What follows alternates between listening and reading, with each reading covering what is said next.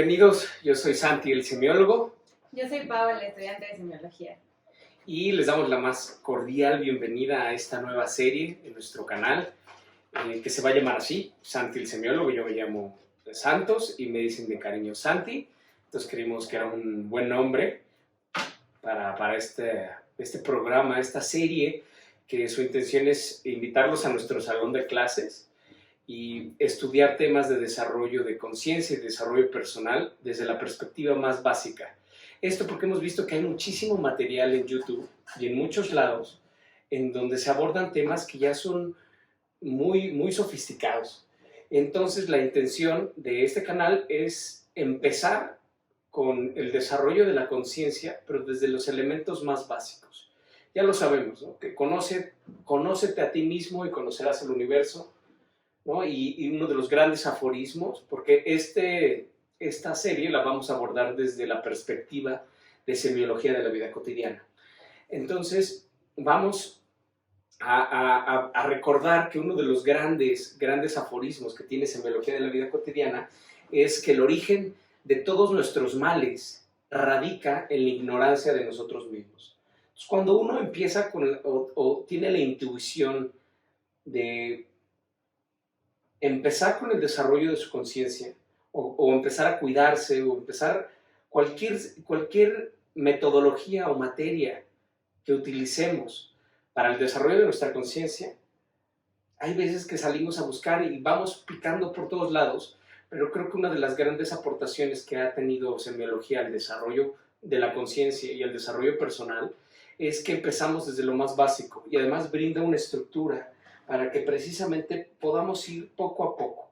Entonces, lo que vamos a hacer en esta primera temporada es enfocarnos en el conocimiento de uno mismo, conocer nosotros lo más elemental de nuestro ser, para ir viendo cuáles son las áreas de aplicación y de conocimiento que tenemos que desarrollar. Apenas estaba platicando con un amigo, Tino, y me decía que precisamente vivió esta epifanía. Hoy vamos a platicar de eso, de qué es una epifanía, o vivió esta revelación, porque le gusta mucho bucear. Y entonces se mete a bucear a cenotes, y de repente, pues yo creo que la cantidad extraordinaria que existe en los cenotes, pues le permitió como volverse más sensible a su medio ambiente.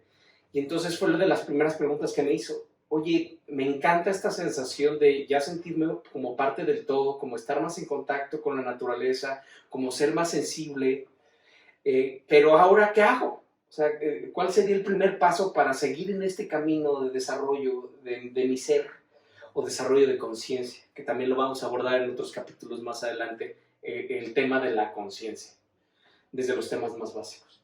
Entonces, creo que esta herramienta es crucial para empezar desde cero. Y ya de ahí, con una formación básica, podemos irnos hacia otras disciplinas o hacia otras corrientes que nos sigan y que nos permitan seguir creciendo en nosotros mismos, seguir trabajando en nosotros mismos. Entonces, bienvenidos. Semiología de la vida cotidiana técnicamente es la ciencia que estudia la vida de los signos dentro de un contexto social, ¿no? Esto definido por Ferdinand de Saussure, el fundador de la semiología, pero básicamente la semiología es un gran decodificador. Vamos a ver cómo hay temas trascendentes en el desarrollo del ser humano que se abordan desde formas muy complejas. Entonces lo que hace semiología es decodificarlo para bajarlo a nivel de cancha. Y entonces que conocimientos muy importantes para nosotros sean accesibles para todo el mundo. Y entonces eso es de las grandes aportaciones que vemos en semiología de la vida cotidiana, y que además sirve, el lenguaje es el eslabón crucial entre toda la actividad del ser humano, porque existe todo el mundo interno que empieza su descubrimiento, todo lo inconsciente con Sigmund Freud, ¿no? Esa aportación magnífica del descubrir el inconsciente. Entonces, por una parte tenemos todo lo que existe dentro del ser humano, pero por otro lado también tenemos todo lo que existe alrededor de nosotros, que es la realidad. Nosotros tenemos un término en semiología de la vida cotidiana que se llama principio de realidad. La realidad por principio. ¿Eso qué quiere decir? Que es inamovible. Es decir, está lloviendo y pues por mucho que te quejes, por mucho que la pases mal, es un principio de realidad. No lo puedes no lo puedes modificar, está lloviendo. Es principio de realidad. Entonces, por una parte está lo de adentro del ser humano y por otra parte está lo de afuera. Todo lo de afuera. Ahora sí que todo el método sociológico de Durkheim, por ejemplo. Entonces, vemos cómo estas dos partes, ¿qué es lo que une la parte de adentro del ser humano con la parte de afuera del ser humano? El lenguaje. ¿Sabes? Siempre estamos recibiendo signos, procesando signos y emitiendo signos. Y estos signos vienen del principio de realidad, ya sea de un hecho o de una persona, pero siempre vamos a estar recibiendo. Entonces, lo que une la parte de adentro del ser humano con la parte de afuera del ser humano es el lenguaje. Y semiología se dedica precisamente a estudiar el lenguaje. Entonces vamos a hablar de códigos, vamos a hablar de estructuras, vamos a hablar de símbolos y hasta llegar a modelos. Y entonces en esta primera clase vamos a abordar precisamente la estructura básica del individuo. Cómo está compuesto el individuo. La diapositiva la vamos a tener aquí en el aire volando para que ustedes la vean y también la puedan estudiar. Porque precisamente dentro de todo el desarrollo del ser humano, la primera pregunta, la cuestión, esta pregunta que me hizo Tino y cuál fue mi respuesta fue esa. Lo primero que tenemos que saber es que hay dos grandes temas, hay dos grandes maneras de abordar el crecimiento del ser humano, desde lo más básico. Y en este caso vamos a estudiar el código genético y el código cultural, que es la diapositiva que estamos observando. Nosotros la tenemos en nuestras pantallas, pero ustedes la tienen aquí volando. Entonces, es la estructura básica del individuo y vamos a tener dos partes, el código genético, el código cultural, memoria viviente. Entonces, vamos a ver que todos los seres humanos estamos compuestos de la manera más esencial, la estructura básica del individuo. Recordemos el concepto de estructura. Estructura es aquello que une la parte con el todo. Entonces, la estructura básica del individuo está compuesta por dos. Uno es el código genético. El código genético es innato, viene de agencia. Es tu constitución química, biológica y electromagnética. Y por la otra parte tenemos el código cultural. Y el código cultural es todo lo aprendido, todo el sistema educativo que se aplica a una entidad biológica, que en este caso somos nosotros. Entonces, para dilucidar mejor estos dos conceptos, estas dos partes de nosotros, que es a partir de las cuales tenemos que empezar el desarrollo, conociéndonos a nosotros mismos desde lo más básico, que esto es una de las partes más ausentes que tiene nuestro sistema educativo, por lo menos en México. Y entonces, el ser humano se va a dividir en estas dos partes. El código genético. Pero imaginemos que el código genético de la persona que está al interior de cada una de las células de la constitución, este código genético que se fragua al momento de la concepción. Imagínate el espermatozoide, ¿no?, fecundando un óvulo y en ese momento se codifica. Pero es increíble. Son 3.200 millones de datos ensamblados en el núcleo de una célula, donde viene toda la información de tu ser. Toda. Incluso la verruga que te va a salir a los 4 años en la axila derecha, ahí viene, ¿no? El Alzheimer cuando es viejito, ahí viene, ¿no? Todo lo que va a pasarle a tu vehículo biológico viene ya codificado en nuestro ADN.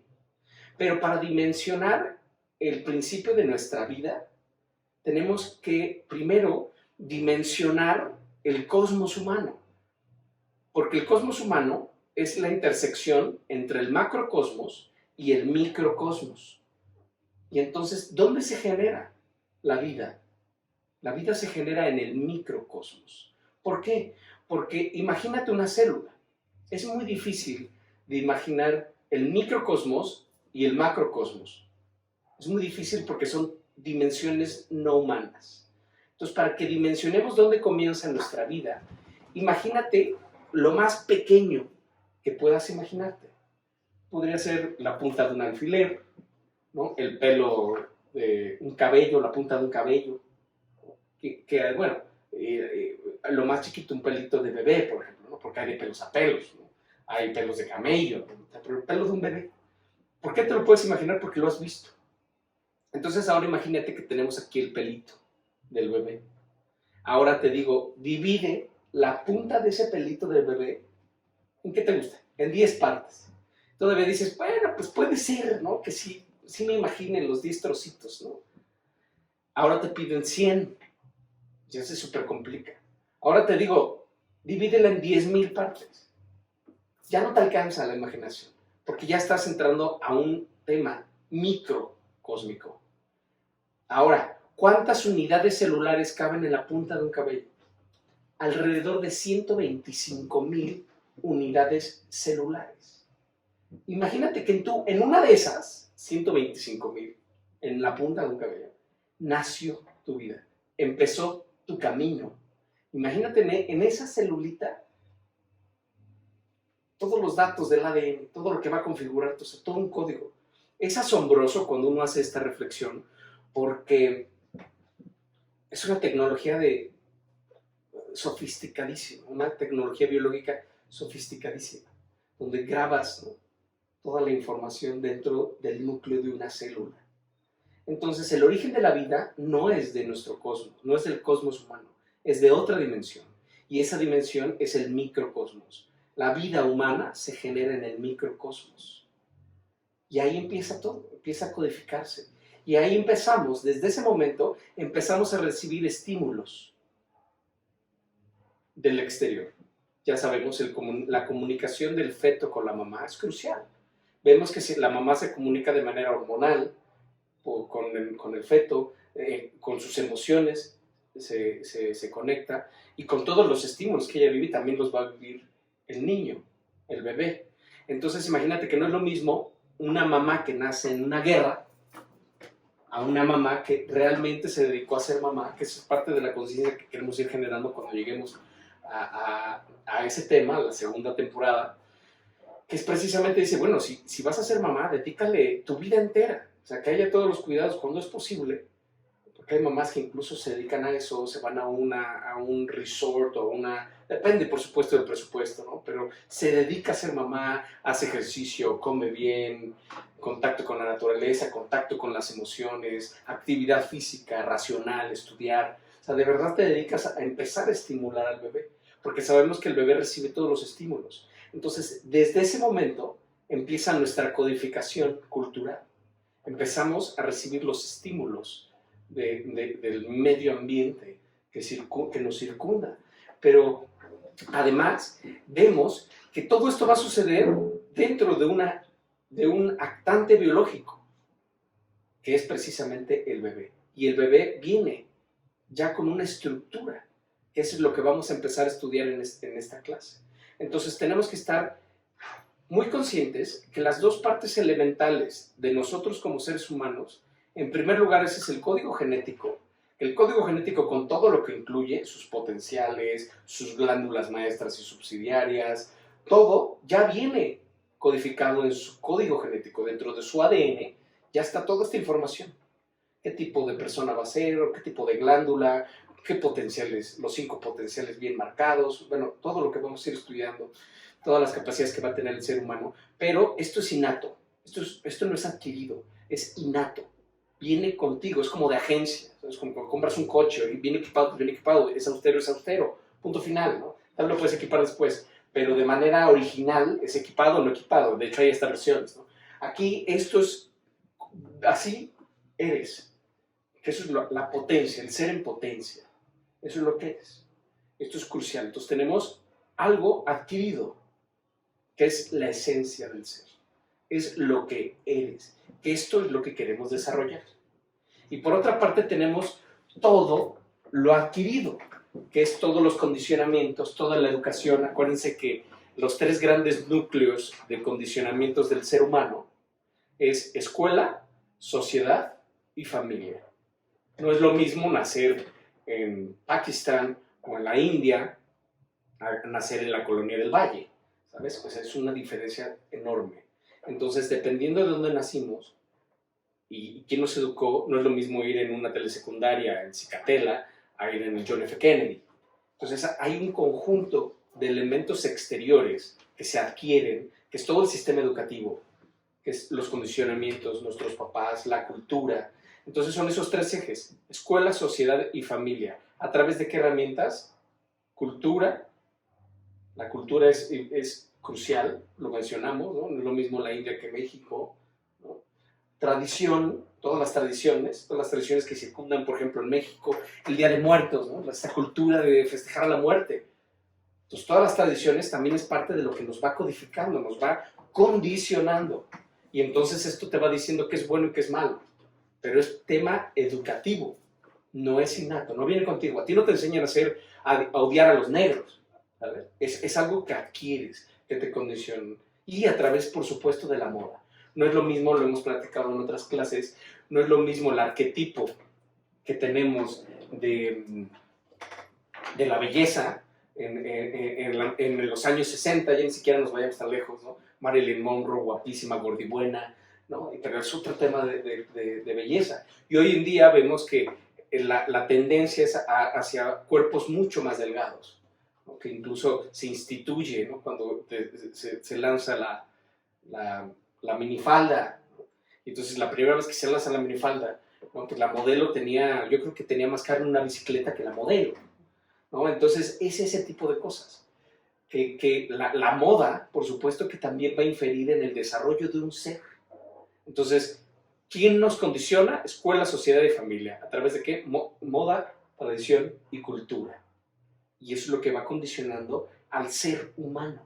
Entonces tenemos que contemplar esas dos partes, porque esas dos partes es el primer trabajo que tenemos que hacer. Por una parte, conocer nuestra esencia, y por otra parte, que tenemos que conocer nuestra personalidad. La personalidad o la falsa personalidad, porque vamos a ver que también existe la falsa personalidad, que es precisamente todos estos condicionamientos. El ejemplo del niño. Cuando un niño nace en una familia racista, por ejemplo, y le dicen que los negros son malos, robachicos, violadores, y entonces que cada vez que vea a un negro que salga corriendo, pues el niño, cuando vea a un negro en la calle, pues va a salir corriendo. Y ya no le va a importar, ¿no? Esperarse y ver si era Barack Obama o San Martín de Porres, ese chingazo, vámonos, ¿no? Salgo corriendo. Entonces, vamos a ver cómo hay muchos condicionamientos y muchas enseñanzas que lo único que hacen es frenar la esencia, el verdadero desarrollo del ser.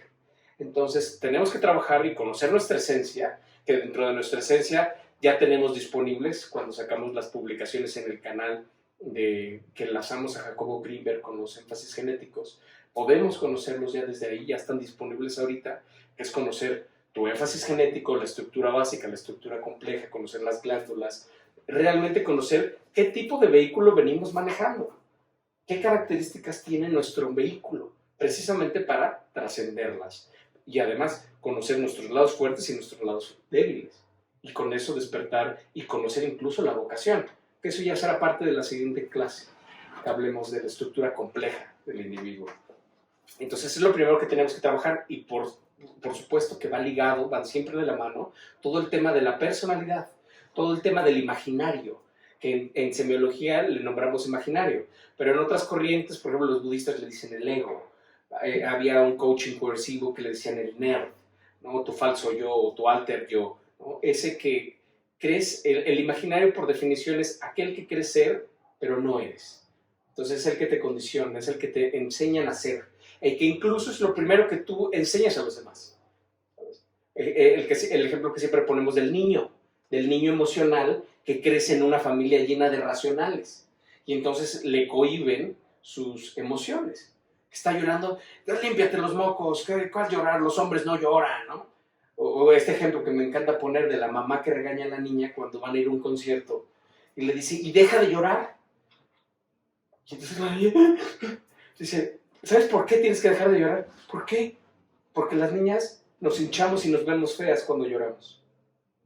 Y entonces le cohibes las emociones. Entonces crecen sabiendo o creyendo que expresar las emociones es malo. Y su esencia es emocional. y entonces le cohíben las emociones. Claro que acuérdense que todo lo que se cohíbe se somatiza y se manifiesta después, con fuga de energía sexual, con alguna enfermedad, con cualquier cosa. Entonces vamos a ver que tenemos que trabajar esas dos cosas. Tenemos que trabajar por un lado la esencia, nuestro código genético, y por otro lado toda la falsa personalidad y la personalidad, tanto el imaginario, desmantelar el imaginario, este falso yo, precisamente quitar todas las limitantes que me impiden realizar ciertas cosas que vienen de nuestra educación, porque también a nuestros papás no les enseñaron, a la gran mayoría, a educarnos, o también muy carente de información, la gran mayoría, de todo este circuito químico, biológico y electromagnético que tenemos que abordar en cualquier persona. Antes de cualquier cosa, tienes que saber qué tipo de vehículo, qué tipo de código genético tiene la persona, para que precisamente realices los estímulos de manera adecuada. Porque si no los realizas de manera adecuada, esa información no va a permear. Entonces, para el desarrollo, para empezar a conocernos a nosotros mismos, vamos a dividirlo en esas dos estadías. Nuestro código genético, que es nuestra esencia, y nuestro código cultural, que es todo lo adquirido. Ambos, todo esto, se va a almacenar en nuestra memoria. Nosotros mismos somos memoria viviente. Realmente somos memoria con patas. Gracias a que tenemos memoria, podemos desarrollarnos, puedes conocer, te recuerdas de quién soy yo, te acuerdas cómo llegar a tu casa, te acuerdas de tu mamá, no de tu hijo, de tu abuelita, de quien sea, de un árbol, ¿no? No ves un árbol y dices, ¿qué es eso, cabrón? Es un árbol, ¿no? Y enseguida, porque tu memoria te asiste. Entonces, todo esto se va a almacenar en nuestra memoria. Y entonces vamos a ver cómo este código genético va,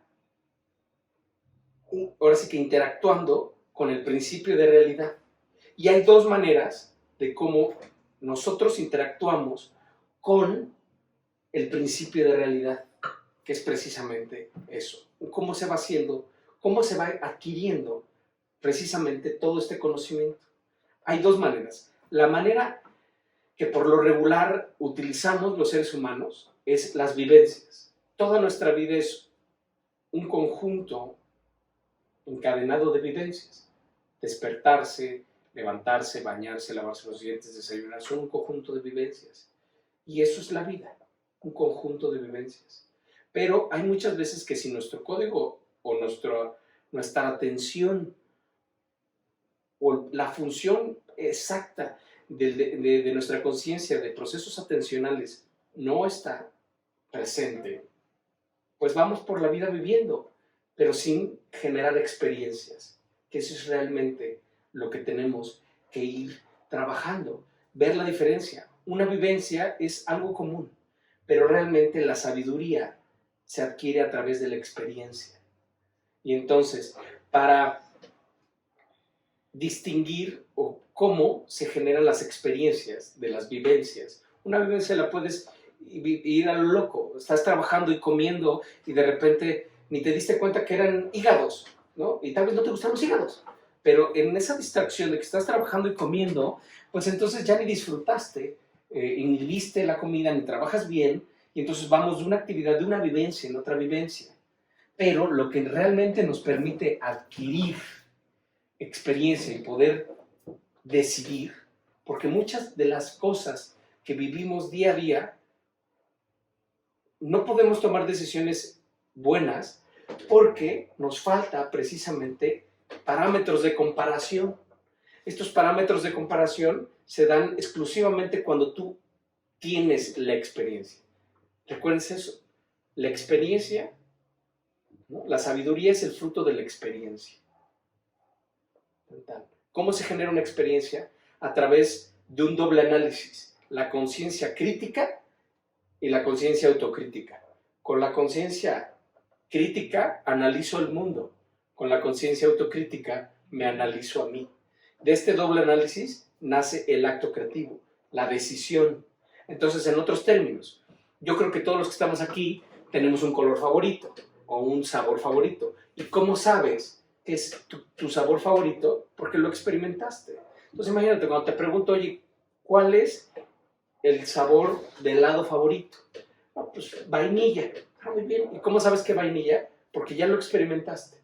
Entonces imagínate que es conciencia de ti, conciencia del principio de realidad, que es el helado, y conciencia del impacto que tiene el helado en mí. Y entonces dices, bueno, ya probé guayaba, mandarina, limón y vainilla, y después de este análisis, yo decido que mi favorito es vainilla. Y entonces, sobre este doble análisis, crítico y autocrítico, del impacto que tiene algo sobre ti, puedes tomar decisiones. Y entonces, estas experiencias son las que nos permiten ir tomando decisiones a lo largo de nuestra vida. Pero precisamente eso es lo que alimenta al ser. Las experiencias y las vivencias. Entonces, imagínate que realmente cuando hablamos de esencia y de códigos culturales o de esencia y personalidad, vemos que lo que nosotros necesitamos desarrollar es la esencia. ¿Por qué? Porque el ser nace de la esencia. Es decir, la esencia y la personalidad tienen la misma relación que la yema y la clara en un huevito.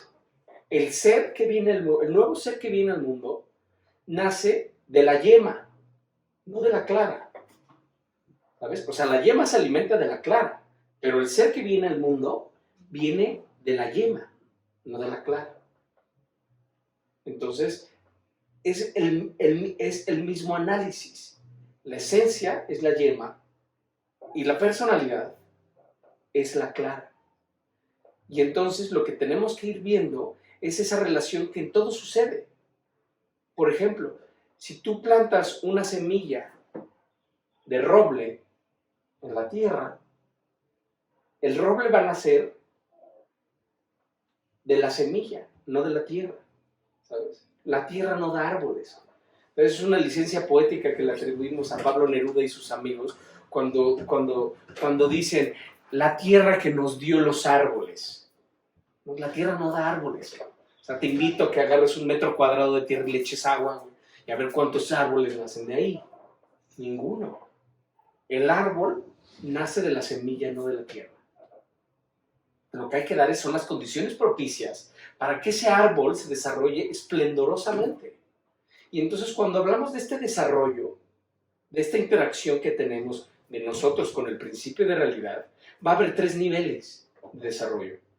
Lo potencial, lo virtual y lo real. Entonces, regresando a nuestro ejemplo, la semilla de roble sería en potencia, sería la potencia. Es una semilla que es potencialmente un roble, pero no es el roble, es una semilla. Entonces, de repente agarras y siembras la semillita. Pasa el tiempo y de repente tienes un arbusto. Ese arbusto sería un roble virtual. Porque si buscas y desentierras, pues ya no está la semilla, pero tampoco está el roble.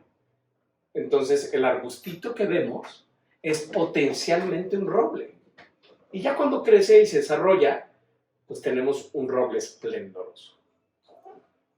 El tema es que muchas veces estas condiciones no son las ideales. La sociedad, nuestra familia misma, nos va queriendo cambiar la semilla. Entonces imagínate que tenemos a un papá manzano. Es un manzano esplendoroso, guapísimo. Y su hijo le salió pino. Y dice, pues es muy bonito todo este cabrón, pero pues no tiene cara de que dé manzanas. Entonces dice, a ver hijo, ven, siéntate. A ver, la vida es para dar manzanas. Veme a mí, cuajado en manzanas, ¿no? Y entonces ahí obliga al pinito a tratar de ser manzano. Y ahí está el papá amarrándole las manzanas al pobre pinito, ¿no? Y ahí va por la vida con sus manzanas, ¿no? ¿Y qué pasa? Al final ni es pino ni es manzana. Y así nos pasa a nosotros mismos. Porque todas estas vivencias y todas estas experiencias van inhibiendo el crecimiento. Y lo que nosotros queremos hacer con esto es precisamente desarrollar la esencia, desarrollar esa semilla. Lo primero que tienes que saber es que esta semilla de qué es, ¿sabes? O sea, porque si no, pues está en chino. Entonces, primero tienes que saber de la semilla de qué es. Y después darle todos los requerimientos necesarios para que esa semilla crezca. Entonces, siguiendo nuestro ejemplo, la semilla es la potencia, el arbusto es virtual y ya tenemos el real. Lo virtual tenemos que tener mucho cuidado porque últimamente todo se cree que lo virtual es como inexistente por todo el avance que hemos tenido, ¿no? Te dicen, oye, es que mis oficinas son virtuales. Ah, es que ni existen, ¿no? Son virtuales. No, pero lo virtual es increíble, porque ya hoy por hoy vemos en sistemas administrativos y de diseño de interiores cómo puedes incluso ya recorrer una oficina virtual. Todavía las oficinas no existen, pero primero estaban en tu mente, ¿no? La semillita, es mis oficinas las quiero así. Después vas con un arquitecto y le cuentas, te hace el anteproyecto, te hace el render y te lo enseña, y entonces con el mouse puedes entrar, incluso ver hasta los cuadros y todo el show, pero todavía no son tus oficinas reales, son oficinas virtuales. Entonces nosotros vamos a tener esa estadía. Y entonces, cuando contemplamos este desarrollo, que nosotros somos la semillita y vamos creciendo, y vivimos experiencias y vivencias, es cuando comprendemos el sistema educativo. Buenísimo y maravilloso. ¿Por qué? Porque el sistema educativo viene, ahora sí que educar, viene del vocablo latín educare, que significa sacar de dentro. Entonces, por una parte, te dice, la educación es precisamente sacar lo mejor dentro de ti. Pero primero, antes que nada, existe la libertad, ¿sabes? Y el respeto. ¿Por qué? Porque yo tengo que respetarte como papá o como mamá o como figura sustitutiva, lo que eres tú en esencia. Lo primero que tienes que hacer, ¿no? La educación es respetar. A ver, yo te respeto que seas un pino y te voy a dar todos los requerimientos necesarios para que seas un pino esplendoroso. Entonces, lo primero es que debes de respetar. Pero desgraciadamente, dentro del contexto en el que vivimos, muchas de las veces los papás tratan de que seamos algo diferente de lo que no somos. Uno incluso es por ignorancia, como lo mencionábamos. Si tú no sabes qué tipo de semillita eres tú, ni tu hijo, ni nada, pues ¿cómo le vas a brindar los elementos necesarios para que crezca? Y entonces tú lo tratas de educar desde tu perspectiva, pero además con todo, ¿no?, lo que has vivido. Por eso es tan importante las vivencias y las experiencias, porque lo hemos platicado en tantos ejemplos. Si tu papá, por ejemplo, tuvo una experiencia con la escasez de dinero y de repente le fue muy bien, y ahora él como papá está educando a sus hijos, dándoles todo en exceso, pues está interfiriendo en el desarrollo de una persona, que tal vez no necesariamente lo que necesitaba era dinero, el apoyo, como lo hemos visto, sino tal vez necesitaba afecto, o comprensión, o inspiración. Y entonces vamos recibiendo códigos y condicionamientos de todos a través de las vivencias y de las experiencias. Pero lo primordial es que la vivencia ya está grabada en ti, en tu memoria. Y entonces ya es un disco de memoria que cuando se activa, se reproduce. Y lo que hay que hacer es precisamente irle cambiando estos discos de memoria para que entonces tú vivas tu experiencia. Oye, que los negros son malos, sí, esa fue tu experiencia. Pero yo voy a vivir la mía. Yo voy a darme la oportunidad, voy a abrirme a recibir. Entonces tenemos que ir viendo cómo estas dos son las partes esenciales en las cuales nos hemos desarrollado. Nuestra esencia y nuestra personalidad. Y entonces, en este recorrido, esta serie de condicionamientos, pues genera el imaginario. El imaginario, ¿quién es? Aquel que creo ser, pero no soy. Entonces, lo primero que vamos a ir haciendo es intentar desmantelar este imaginario, precisamente para que entonces lo que queremos desarrollar es nuestra esencia. Lo mejor de nosotros mismos ya está dentro de nosotros mismos. Ir eliminando poco a poco estos códigos de memoria. Y entonces, lo primero que vamos a hacer es tener en cuenta estas dos partes del ser, sin duda, totalmente, ¿no? Nuestra esencia, que es innata, y nuestra personalidad, que es adquirida. Ambos existen disfunciones derivados de la ignorancia que tenemos de ellos. Pero ahorita lo que vamos a estudiar es la memoria, porque la memoria es precisamente donde se ubican todos estas vivencias, estas experiencias, porque vamos a ver en la clase siguiente cómo incluso nuestros mismos potenciales, la manera en cómo se desarrolla nuestro ser, tienen memorias. Entonces, primero, antes de llegar a esa parte, tenemos que tener bien claro lo que es la memoria, que además de ser una función de la conciencia, que eso va a ser de clases subsiguientes, es un escenario de representación. Tu memoria es un escenario de representación que responde a estímulos externos y a estímulos internos. ¿Por qué es un escenario de representación? Porque un estímulo externo te puede destapar un recuerdo. ¿Sabes? Puedes ir en el coche y de repente una canción padrísima y dices, esta canción, fue cuando me fui con este galán a Cancún y poca madre, y le subes y wow, ¿te acuerdas que habrá sido de este cabrón? Y, padrísimo, ¿no? Entonces, un estímulo externo estimula tu memoria, pero también pueden ser estímulos internos los que estimulen tu memoria. Por ejemplo, un recuerdo, ¿no? La imaginación. O sea, si tú te pones a pensar, por ejemplo, en algo que te estimule sexualmente, puedes vivir hasta una erección, ¿sabes? Y con solamente el recuerdo. ¿Por qué? Porque es un escenario de representación. Pero en este escenario de representación, tanto las cosas buenas como las cosas malas se vuelven a vivir repetidamente. Entonces volvemos al mismo ejemplo. Así como es padre recordar a un galán que estuvo padrísimo y todo, imagínate que un estímulo externo te puede ligar de alguna manera a un recuerdo doloroso de tu infancia. Y simplemente por ese hilo que genera tu mente de manera inconsciente, puedes tener preferencias hacia ciertas cosas o alejarte de otras. Como lo hemos mencionado muchas veces, acuérdense del ejemplo de la niña chiquita que está en el kinder y todavía le gana y se hace pipí. Y entonces la maestra, esas brillantes maestras, que en aras de educarla, la levanta y la pone en el escritorio y le dice a todos, vean a esta señorita de 5, no sé, 3 años, 4 años, que todavía se hace pipí en su vestido. Y le expuso enfrente de todos.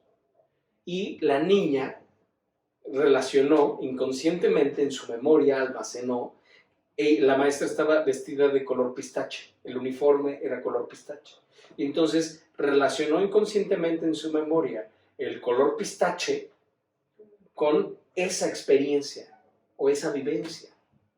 Entonces pasó el tiempo y entonces una mujer muy guapa, exitosa, brillante, pero porque no lograba tener novio y bla, bla, bla. Entonces sus cuates le hicieron un blind date y le invitaron, oye, vamos a cenar, te vamos a presentar a un muchacho muy guapo y exitoso y bla, bla, bla, bla, bla, bla, bla. Y llegan, están en la cena y están esperando a que llegue el susodicho. Y llega el susodicho y viene con un suéter color pistache.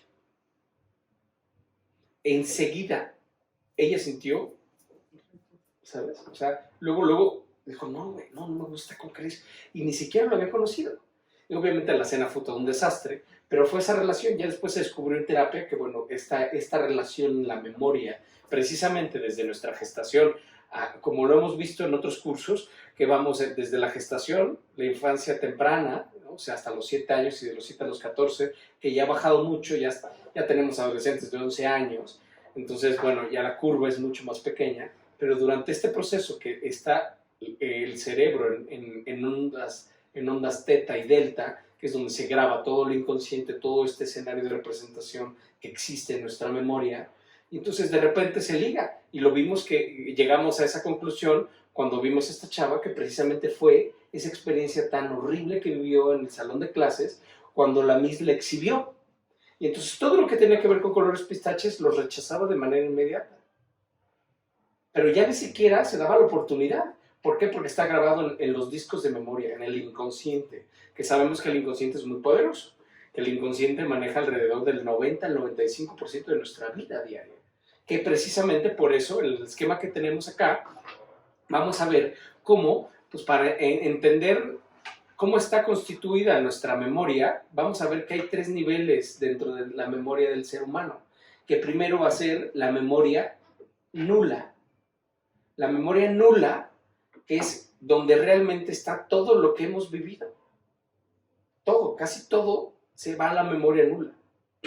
Es la misma relación que tiene con el inconsciente, porque en el inconsciente también está todo el material que hemos vivido, las vivencias, porque por ejemplo, ahorita les pido que evoquen el recuerdo más antiguo que puedan evocar.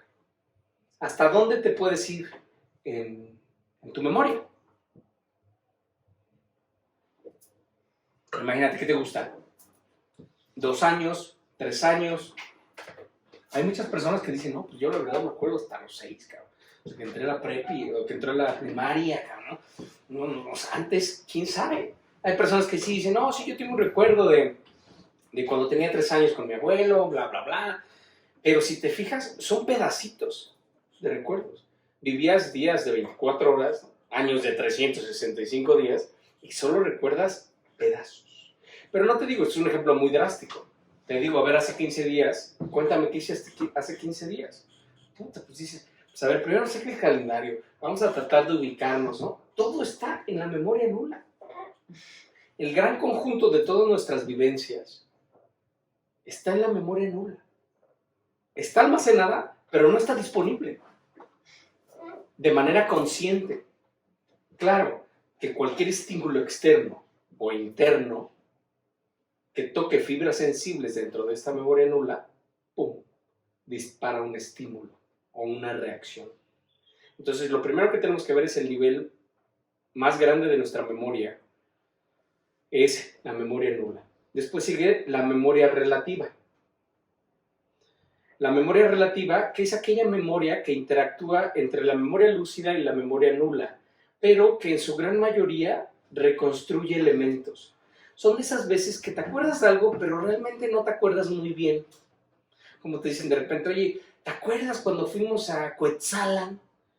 Sí me acuerdo que fuimos a Cuetzalan, pero pues es vago, ¿sabes? Me dices, oye, ¿qué hicimos? ¿Y con quién fuimos? Y dices, no. Y entonces la memoria relativa te ayuda a reconstruir muchos datos perdidos que muchas veces tienen que ver con material inconsciente. Entonces, por ejemplo, a mí me tocó una vez que estábamos platicando y uno de nuestros amigos platicaba mucho de un árbol que tenía cuando era niño en la casa de sus papás, adentro de la casa. Y decía, no, padrísimo mi árbol de la casa, porque pues ahí tenía mi casita de árbol y padrísimo, ¿no? Y siempre contaba las experiencias que vivió en el chingado árbol. Hasta que un día su mamá lo oyó. Le dijo, a ver, hijo, venga, ¿cuál árbol, güey? No, pues el que teníamos adentro de la casa. No cabía un árbol, güey. No, ¿cómo crees? Yo me subí a la chica. El caso es que fueron a la casa donde vivían. Y dices, ¿cuál árbol? O sea, no hay ni un árbol, güey. El árbol estaba en un terreno de enfrente. ¿Sabes? Entonces, increíble, ¿no? Porque ahí se ve cómo, imagínate la relación que hace el cerebro, ¿no? O sea, metió inconscientemente al árbol de su casa para como subsanar un poquito la ausencia que tenía de sus padres. Entonces, todo este tipo de cosas lo hace la memoria relativa cuando quieres evocar un recuerdo. Entonces, construyes muchas veces recuerdos incluso a veces falsos, ¿no? Ejemplos como el del árbol, como el de la mamá. Oye, es que yo siempre me acuerdo de mi abuelo que me daba este consejo maravilloso. ¿Ya? Y dices, tu abuelo se murió cuando tenías 2 años. ¿Cómo te iba a dar un consejo cuando eras adolescente? Era tu abuela la que te daba los consejos, ¿no? Entonces, ese tipo de cosas se encarga la memoria relativa de componer, ¿no? De componer y matizar los recuerdos. Pero muchas veces hay muchos datos que no son certeros, pero de eso se encarga la memoria relativa y es la que filtra, literal como en la película de Disney, ¿no? De Intensamente. A ver, canción de OV7, ¿se queda o se va? No, se va. Para la memoria nula, ¿no? Chinga bolita, güey, ¿no? No, a ver, alguno, este sí se queda, ¿no? Entonces, esta memoria relativa trabaja sobre ese esquema, ¿no? Y además perfila recuerdos. Y por último tenemos la memoria lúcida. La memoria lúcida, que es la memoria con la que interactuamos día a día, que es la memoria inmediata, prácticamente, sabes dónde vives, cómo te llamas, ves a tu perro y sabes cómo se llama, ves tal lugar, sabes dónde vives, sabes cómo regresar a tu casa, pero es la porción más pequeña que tenemos de memoria. Entonces es la memoria lúcida, es la que nos permite la interacción, ¿sabes? Si no tuviéramos esta memoria, llegarías a la casa y dirías, ¿y este güey quién es? Así. Porque precisamente por eso somos memoria viviente. Vamos con todos nuestros recuerdos dentro de nosotros y estos estímulos eventualmente disparan recuerdos desde la memoria nula hasta la memoria lúcida. Eso es lo que nosotros conocemos como epifanía. Hay epifanías maravillosas, la más memorable, la más icónica de estas epifanías, de este juego que hace la memoria, porque la memoria es un triángulo, como lo tenemos en el esquema, que es un triángulo que tiene un flujo entre el recuerdo y el olvido, como lo vemos. Y entonces siempre va a haber este ciclo, este circuito, pero hay estímulos que disparan esa epifanía. Entonces una epifanía es tener un recuerdo en memoria nula y de repente un estímulo dispara, toca esa fibra sensible y ¡pum! Sale volando el recuerdo y llega a tu memoria lúcida. Entonces tenemos de los más bonitos recuerdos ejemplos de una epifanía es Marcel Proust, increíble autor francés, en un libro maravilloso de 7 tomos que se llama En busca del tiempo perdido. Y en la primera parte del libro, el primer tomo, habla precisamente de la famosísima Madalena de Proust, que está Proust tomando un té y de repente agarra una magdalena, que es como una mantecada, ¿no? De estas, y la moja en el té y lo prueba, y ese estímulo le acuerda de su abuela. Entonces empieza a acordar de su abuela y dice, wow, mi abuela, la chingada, ¿no? Y empieza a recobrar, ¿no? Memorias enterrados dentro de la memoria nula, que ya después Walt Disney nos hace el favor de hacernos más entendible en Ratatouille, cuando Antoine Ego prueba el ratatouille que le prepara Remy, y de repente prueba el ratatouille y ¡pum! De repente está en la cocina de su mamá, que es muy bonito el ejemplo, porque precisamente este sistema hace y permite qué es lo que se queda y qué es lo que no se queda. Es como un sistema de protección del ser. Te protege tu propia memoria. Y entonces, magnífico. Y el ejemplo es portentoso gráficamente de Walt Disney, porque el ratatouille como tal es un plato, ahora sí que es un plato muy sencillo. Es un plato muy, muy sencillo, que por lo regular, pues, era para familias de escasos recursos. Entonces, en el recuerdo se ve la casa humilde, la mamá humilde, un mantelito sencillo y su plato de verduras, que ese es el ratatouille, un plato de verduras. Y ahora él era Antoine Ego, ¿sabes? Era de los mejores críticos de comida, ¿sabes? Y por supuesto, eso estaba en su memoria nula. Pero cuando prueba el ratatouille, lo lleva a ese momento, ¿sabes? Y dice, ¿qué es esto? ¡Wow! ¿Sabes? Ese tipo de epifanías te permite la reconciliación. Y entonces disfruta, incluso lo pone Walt Disney como hasta se lo transforma, esa epifanía. Y entonces vamos a ver que este circuito interactúa con nuestro pasado, que en términos semiológicos sería todo el eje diacrónico, todo lo que hemos vivido, porque por eso somos memoria viviente, todo lo que hemos vivido, pero además, toda esta memoria, de manera consciente o inconsciente, se manifiesta en el eje sincrónico. El eje sincrónico es precisamente... Ay, no sé por qué se me movió. Ya está. Qué raro. No, nada más era porque se me movió. Pero precisamente esta memoria viviente, este eje, ¿no? se va a manifestar aquí y ahora. Por eso es trascendente ir analizando, ir dándonos cuenta de cómo todo lo que vivimos, todas nuestras experiencias se almacenan en nuestra memoria y cómo vamos a tener diferentes potenciales, que eso es parte de la siguiente clase. Vamos a ver que existe la estructura, ahorita vemos la estructura básica del individuo, el siguiente capítulo va a ser la estructura compleja y vamos a ver cómo cada uno de los potenciales, que son las antenas que nos permiten interactuar con el principio de realidad, tienen también su propio triángulo de la memoria. Entonces es maravilloso porque nos va a ir permitiendo, emplazándonos, decir, bueno, ok, ¿cuál sería la síntesis de la clase? La esencia, la personalidad. Ambos son unos, inseparables. Hay que pulir los dos. Hay que permitir que la semilla de roble crezca esplendoroso, darle todos los elementos que necesita para que crezca esplendorosamente. Y eso lo va a hacer el principio, el código cultural, el principio de realidad. Y todo esto, ¿dónde se va a almacenar? En la memoria. Y esta memoria se va a manifestar ¿en dónde? Aquí y ahora. Entonces, esa es la primera parte que vamos a colocar en este laberinto que somos nosotros mismos, que es la estructura básica del individuo. En futuras clases vamos a ir abordando otros temas y vamos a abordarlo cada vez más complejo. También vamos a tocar a Bruce Lipton, este gran biólogo celular, para que precisamente platiquemos un poquito más y ahondemos más en cómo el código genético está determinado por nosotros y de ahí seguir avanzando. Pero pues será para la próxima clase. Les agradecemos muchísimo que nos hayan acompañado. Esperemos que sea de utilidad todo lo que vamos a ir platicando y comentando en nuestro salón de clases. Y nos vemos en el próximo capítulo. Muchísimas gracias.